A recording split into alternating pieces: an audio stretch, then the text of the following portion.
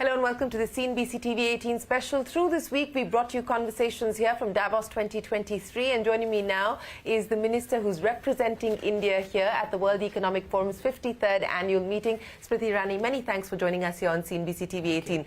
We're at the end of the week of Davos. You've been having a lot of meetings with investors as well as other global leaders. What's the big takeaway for you so far from Davos?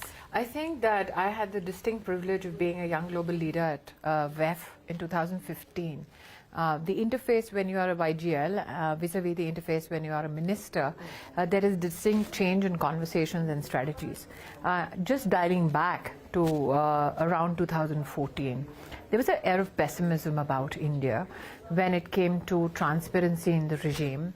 There was an air of concern that this is a huge populace. What is the potential of that populace?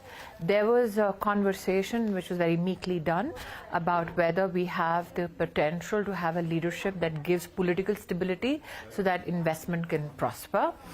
Those were the remnants of conversation then.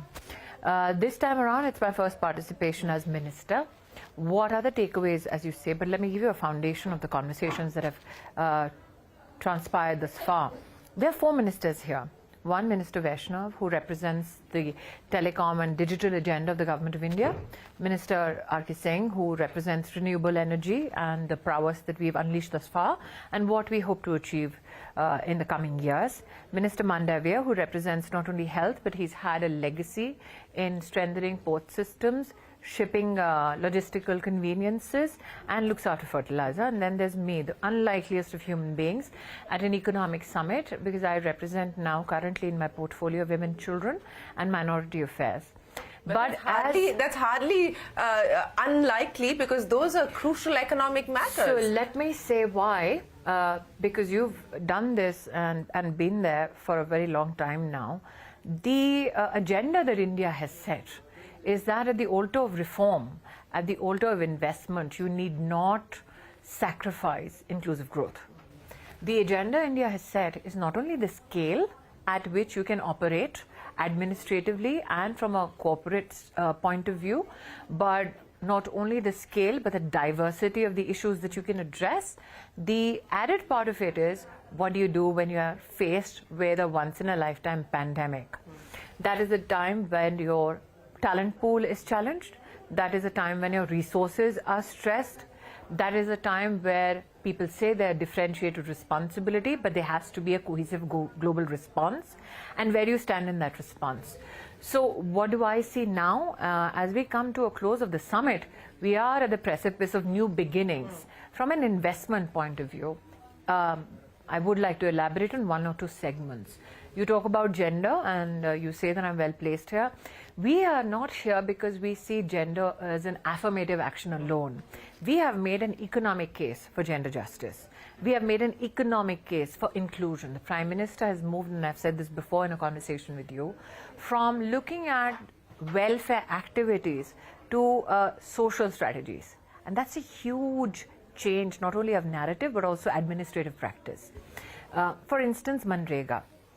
It is a job to be given to the baseline Indian worker who is part of an agricultural, or for that matter, rural background. You've seen governments, you've reported on them, who have said, okay, you can come, show up, take money, dig a ditch maybe, or not dig a ditch at all, and then go back. Prime Minister Modi says, we are inculcating a fiscal discipline, and we are inculcating a work ethic towards monies that comes from the treasury, because it's the taxpayers' money. He says, especially in the pandemic, let's build capital assets. So of the 500 million persons days of work that was generated, you have an enhanced allocation for spend under Manrega, but you also see a 52% and above participation by women. In a conversation with the Tata Sons head, Chandra, he said, my consumption right now of products across my chain is coming from Tier 4 cities. It is a shocker for many. But Prime Minister Modi conserved the consumption or purchasing power of your rural economy by ensuring, one, schemes like Manrega were strategically positioned to create assets like, let's say, Anganwadis or drinking water systems or building of Gram Sadak Yojana. That is where he ensured that capital went in infrastructure and in making sure that the work environment stays stable. We delivered food over 2.5 years to an 80 crore populace, 800 million people at the doorstep. It had a multiplier effect. Why? Because it was being procured from farmers through MSP operations, thereby in some fashion protecting their own financial interests. It fueled the consumption power of the poor who were at risk of either starvation or, for that matter, risk at taking on more debt to service that daily need. You had a vaccine success which had, again, multiple effects. How so? We have historically been at the receiving end, last in the line of any vaccine product, especially when there is trouble. For the first time, we were genuinely in trouble because the supply chains globally had choked. We had pharmacological needs. Prime Minister Modi had immense political pressure from the opposition, but he said, let's look at our indigenous capacities to produce. We produce vaccines. We produce PPE suits. We had dial-ins from 150 nations. We did not commercially exploit it. We said we will supply you at cost, or many countries were given vaccinations and medicines free by the government. So we created an environment where we went on the empathetic route of enterprise. But at the same time, if you factor in the gender quotient, you've covered stories of a woman who, before giving birth, ensured that the testing kit passed through all the parameters so that it could be commercially available. You've reported on the vaccine story where the co-founder of a pharmaceutical company at the helm of affairs made the Made in India product, which worked.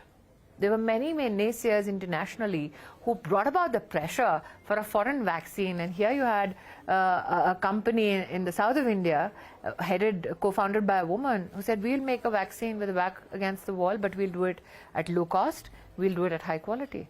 So the India story is a story of an amalgam of capacities across various sectors. And what I've seen in Davos is that there is a surety with the international investors that we are the one nation that will not choke the supply chain for geopolitical strategies. That is the one assurance not many nations can today present. So I go away a happy woman with 4 or 5 new desires in my checklist of things.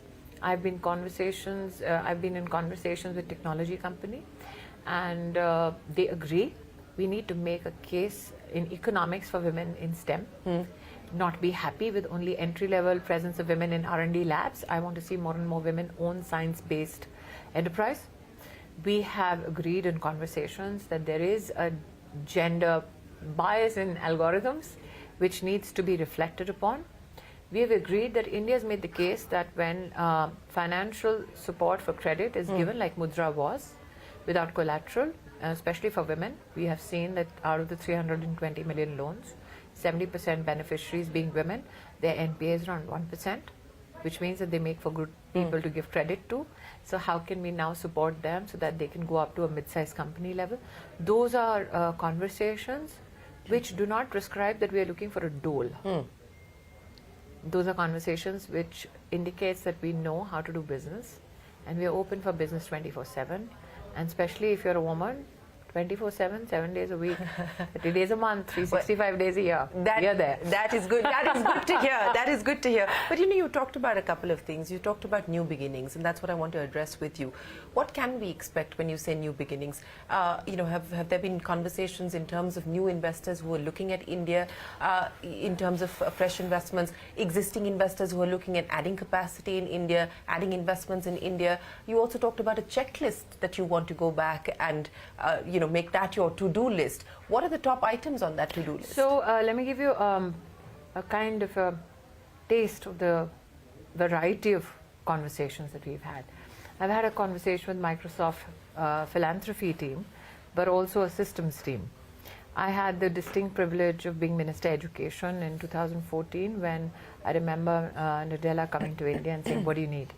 And we said, give us 4 engineers. And we in the government then built, and the Prime Minister was insistent, let's digitize academic opportunities. At that time, I remember the opposition mocked him, कि ये क्या digital India है, गाँव में कौन करेगा इसका इस्तेमाल? And I've said this, Shereen, many a times, that leadership is not only about firefighting present challenges, but also preparing to address what is to happen next. As a part of that initiative, India created its own MOOCs platform.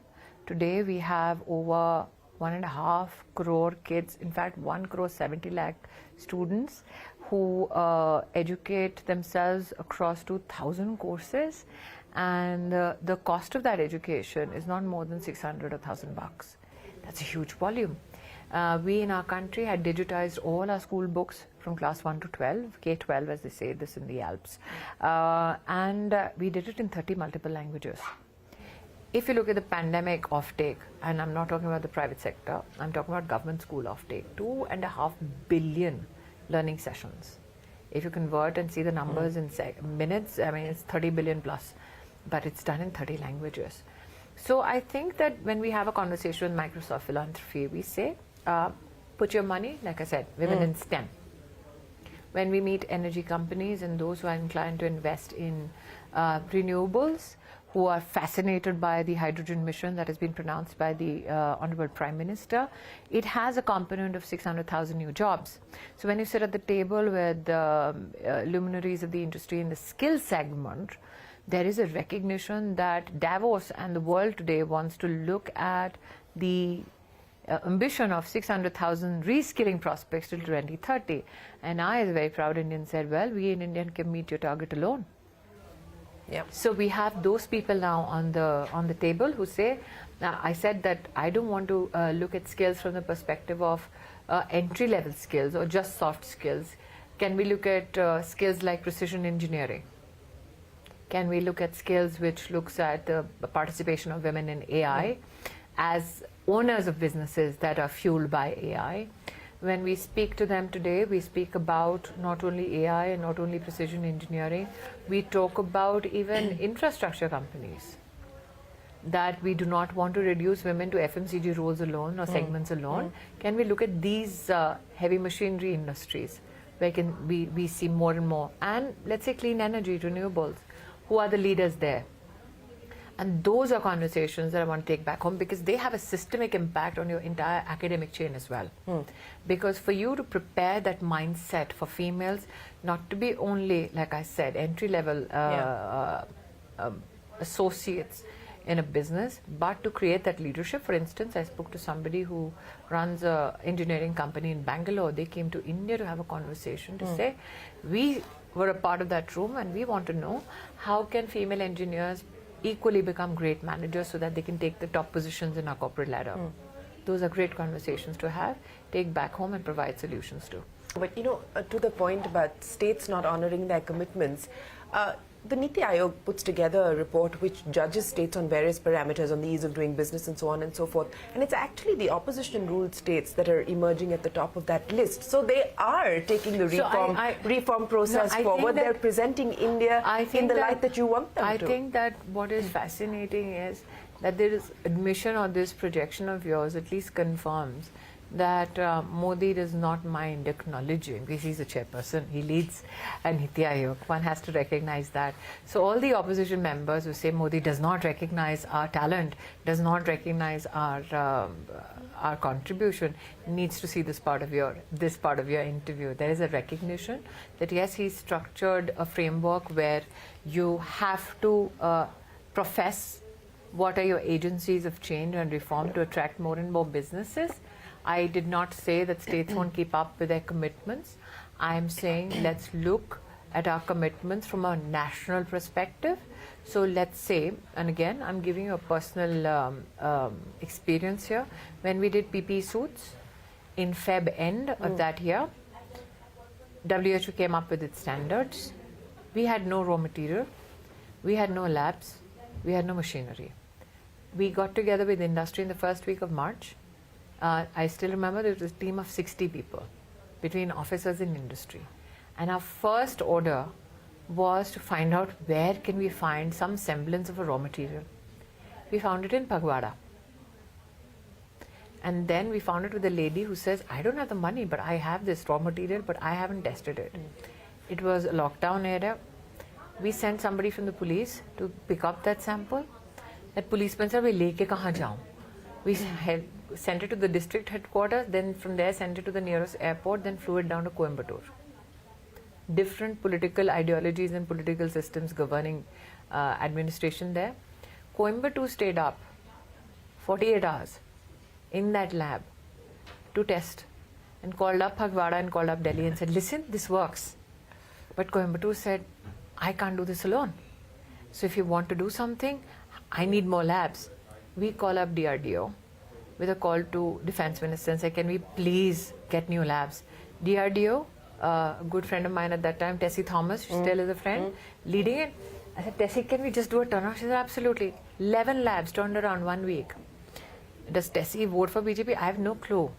Is she from the same geographical area as Amethi? No, she's not. Tessie says, "Fine, I'll turn around the labs."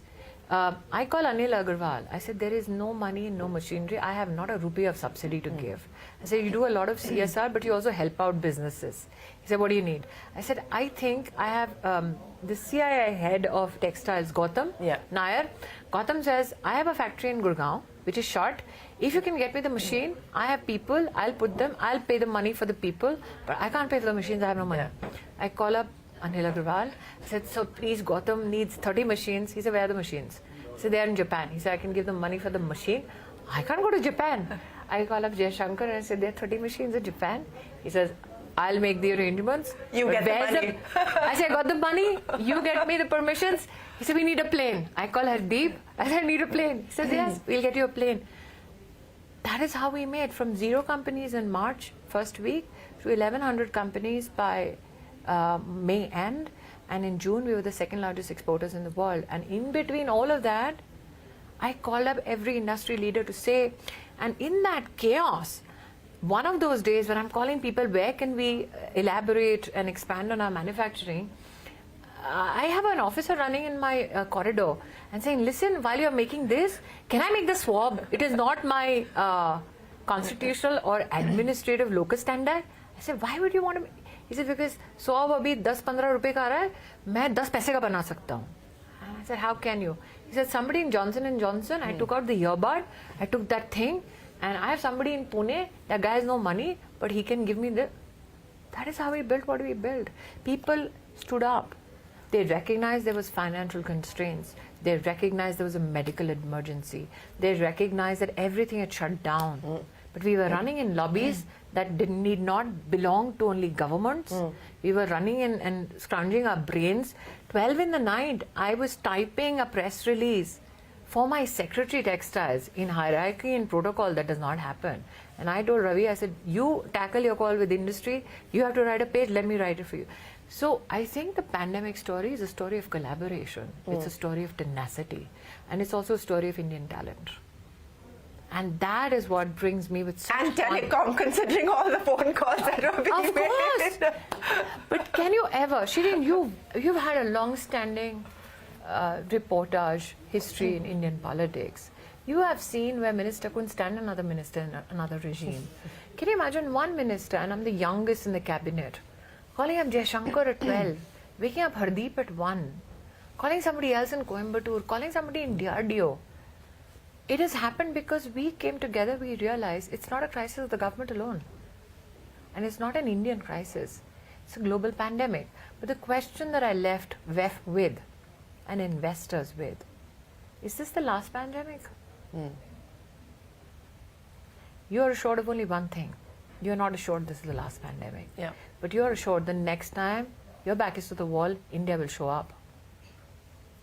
Well, Smriti Irani, it's always a pleasure. Thank you very much for joining us here in Davos to take us through what the Indian government has pitched here to investors, and more importantly, to give us an insight on your to-do list that you intend to take back from here. It's a long one, and we look forward to hearing more from you on how much of that you get to accomplish as soon as you head back. But thank you very much for joining us here in Davos. We are going to take a break, but the conversations continue. Stay with us on CNBC-TV18. We're back in a moment.